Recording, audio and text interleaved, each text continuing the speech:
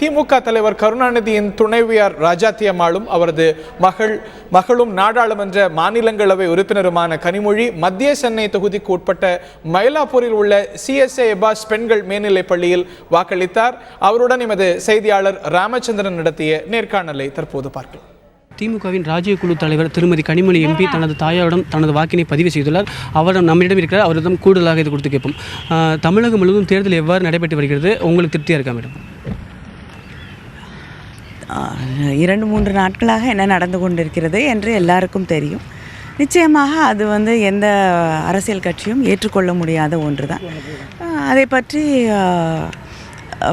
கழகத்தின் பொருளாளர் அவர்களும் தேர்தல் கமிஷன் அவர்களிடம் தெரிவித்திருக்கிறார்கள். அவர்கள் நடவடிக்கை எடுப்பதாக சொன்னார்கள். நிச்சயமாக அதை நாங்கள் ஏற்றுக்க முடியாது. அதை தவிர நிச்சயமாக இதையும் தாண்டி திராவிட முன்னேற்ற கழகம் நல்ல வாக்குகள் வாங்க. தமிழகத்தில் பலமுனை போட்டி நிலைகிறது. திமுகவுக்கு எத்தனை இடங்களில் வெற்றி கிடைக்கும் என்று எதிர்பார்க்கீங்க? இது எத்தனை இடம் என்று யாரும் அறுதிட்டு சொல்ல முடியாது நிச்சயமாக.